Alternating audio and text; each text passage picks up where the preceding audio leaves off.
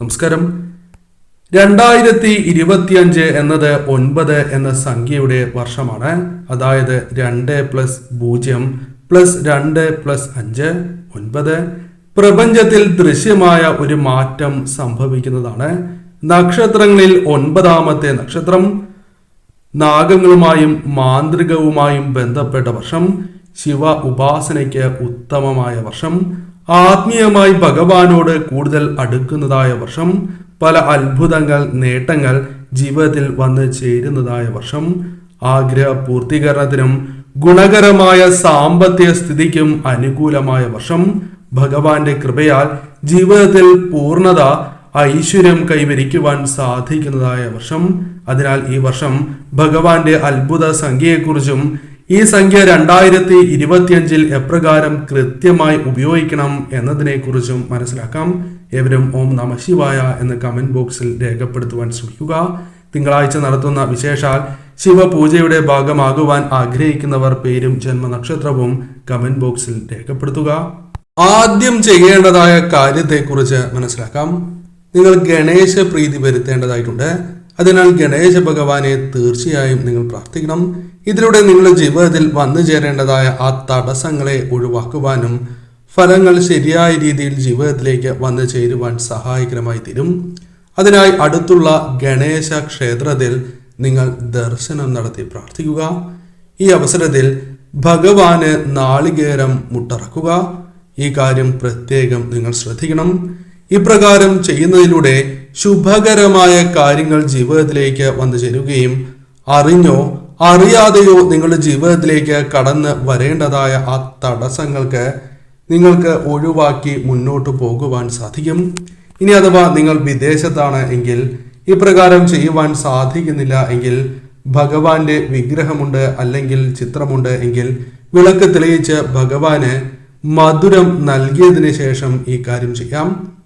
ഇനി അഥവാ ചിത്രമില്ല എങ്കിൽ പോലും വിളക്ക് തെളിയിച്ച് ഭഗവാനെ മനസ്സിൽ സങ്കല്പിച്ച്, ഗണേശ് ഭഗവാനെ സങ്കല്പിച്ച് ഇത്തരത്തിൽ നിങ്ങൾക്ക് മധുരം സമർപ്പിച്ചതിന് ശേഷം ഈ കാര്യം ചെയ്യാം. ആ മധുരം കുടുംബത്തിലെ അംഗങ്ങൾക്ക് അത് സേവിക്കാവുന്നതുമാണ്. ശേഷം വീട്ടിൽ ശുദ്ധിയോടെ കിഴക്കോട്ട് ദർശനമായി ഇരുന്ന് ഭഗവാന്റെ ഏറ്റവും വിശേഷപ്പെട്ടതായ പഞ്ചാക്ഷരി മന്ത്രം, ശിവ പഞ്ചാക്ഷരി മന്ത്രം 108 ജപിക്കുക. ഓം നമ ശിവായ എന്ന് 108 നിങ്ങൾ ജപിക്കുക. വെള്ള പേപ്പറിൽ ഈ നാമം നിങ്ങൾ എഴുതണം. ഈ വെള്ള പേപ്പറിൽ ഒരിക്കലും മറ്റെഴുത്തുകൾ ഉണ്ടാകുവാൻ പാടുള്ളതല്ല. ശുദ്ധിയുള്ള പേപ്പർ ആയിരിക്കണം എന്ന കാര്യം പ്രത്യേകം നിങ്ങൾ ഓർക്കേണ്ടതായിട്ടുണ്ട്. മുടക്കം വരാതെ, തെറ്റ് വരാത്ത വിധം നിങ്ങൾ എഴുതണം. സമയമെടുത്ത് ചെയ്യുന്നതാണ് ഏറ്റവും ശുഭകരം. തിരക്ക് പിടിച്ച് ചെയ്യാൻ പാടുള്ളതല്ല. കറുത്ത മഷി, അതേപോലെ ചുവന്ന മഷി, ഇത്തരം കാര്യങ്ങൾക്ക് അഥവാ ഈ ഒരു കാര്യത്തിന് ഉപയോഗിക്കാൻ പാടില്ല എന്ന കാര്യം പ്രത്യേകം ഓർക്കണം. മറ്റു മഷികൾ ആകാം. വൈകുന്നേരം അഥവാ സന്ധ്യയ്ക്ക് വിളക്ക് തെളിയിച്ചതിന് ശേഷം ഈ കാര്യം ചെയ്യുന്നതാണ് ഏറ്റവും ഉത്തമം. ആ കാര്യത്തിനും പ്രാധാന്യം നൽകണം. ഇതിനുശേഷം ഇനി പറയുന്ന കാര്യങ്ങൾ തീർച്ചയായും നിങ്ങൾ ചെയ്യുക. ശ്രീം എന്ന മഹാലക്ഷ്മി ദേവിയുടെ ബീജാക്ഷരം അഥവാ ശക്തിയാർന്ന വാക്ക് മറ്റൊരു പേപ്പറിൽ 108 നിങ്ങൾ എഴുതുക. ഈ കാര്യത്തിനും പ്രാധാന്യം നൽകണം. കറുത്ത മഷി പാടുള്ളതല്ല. മറ്റ് മഷികളാകാം. അതായത് ചുവന്ന മഷിയാണ് എങ്കിലും പച്ച മഷിയാണ് എങ്കിലും ഉപയോഗിക്കാം. എന്നാൽ പച്ച മഷി ഉപയോഗിച്ച് എഴുതുന്നതാണ് ഏറ്റവും വിശേഷം എന്ന കാര്യവും പ്രത്യേകം ഓർക്കുക. റോസാപുഷ്പം അല്ലെങ്കിൽ വെളുത്ത ശംഖുപുഷ്പമാണ് എങ്കിലും, ഇനി അഥവാ വെളുത്ത ശംഖുപുഷ്പമില്ല എങ്കിൽ നീല ശംഖുപുഷ്പമാണ് എങ്കിലും ദേവിക്ക് സമർപ്പിച്ചതിന് ശേഷം ഇപ്രകാരം എഴുതണം. അതായത് വിളക്ക് തെളിയിച്ചതിന് ശേഷം ഇപ്രകാരം ചെയ്യുക. അന്നേ ദിവസം നെയ്വിളക്ക് തെളിയിക്കുന്നതും ഭദ്രദീപമിട്ട നെയ്വിളക്ക് തെളിയിക്കുന്നതും ഏറ്റവും ഉത്തമമാകുന്നു. ശേഷം സ്ക്വയർ അല്ലെങ്കിൽ റെക്ടാങ്കിൾ പേപ്പറിൽ ഇനി പറയുന്ന ഏറ്റവും ശക്തിയാർന്ന അഥവാ അതിശക്തിയാർന്ന ധന ആകർഷണ നമ്പർ നിങ്ങൾ എഴുതണം. സാക്ഷാൽ പരമശിവനെ മനസ്സിൽ ധ്യാനിച്ചുകൊണ്ട്, പൂർണ്ണ വിശ്വാസം അർപ്പിച്ചുകൊണ്ട്, മഹാലക്ഷ്മി ദേവിയെ പ്രാർത്ഥിച്ചുകൊണ്ട് സർവ സൗഭാഗ്യങ്ങളും ഐശ്വര്യങ്ങളും നൽകി അനുഗ്രഹിക്കണം എന്ന് പ്രാർത്ഥിച്ചുകൊണ്ട് ഈ നമ്പർ എഴുതുക. നമ്പർ ഇപ്രകാരമാണ് 2918 2918 എന്ന ഈ നമ്പർ നിങ്ങൾ എഴുതുക. ഇപ്രകാരം ചെയ്യുന്നതിലൂടെ ധനപരമായ നേട്ടങ്ങൾ, ആരോഗ്യം വർദ്ധിക്കുക, സൗന്ദര്യം വർദ്ധിക്കുക, ഭാഗ്യം വന്നു ചേരുക തുടങ്ങിയ കാര്യങ്ങൾ ജീവിതത്തിലേക്ക് വന്നു ചേരാം. അഥവാ 10 മടങ്ങായി വർദ്ധിക്കുവാൻ സഹായകരമായി തീരും. ഇത്തരത്തിൽ അനുകൂലമായ ഒരു കാര്യമാണ് നിങ്ങളുടെ ജീവിതത്തിലേക്ക് വന്നു ചേരുക.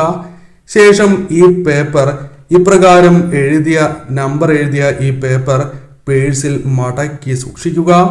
ഓം നമഃശിവായ എന്നും ശ്രീം എന്ന് എഴുതിയ പേപ്പർ ശിവക്ഷേത്രത്തിലും ദേവീക്ഷേത്രത്തിലും സമർപ്പിക്കുക. ഭണ്ഡാരത്തിൽ സമർപ്പിച്ചാലും മതി. ഇപ്രകാരം തീർച്ചയായും നിങ്ങൾ ചെയ്യുക. സാധിക്കുന്നവരാണ് എങ്കിൽ ദേവീക്ഷേത്രത്തിൽ ഗണപതി ഹോമത്തിനും ഭഗവതി സേവയ്ക്കും നൽകുക.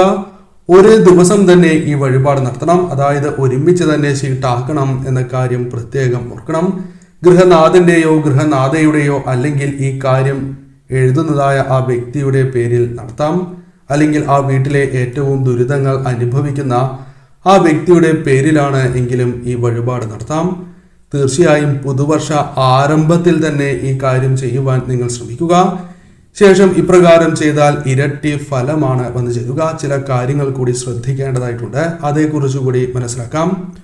ഒരിക്കലും പൂർണ്ണ വിശ്വാസം ഇല്ലാതെ ഈ കാര്യം നിങ്ങൾ ചെയ്യരുത്.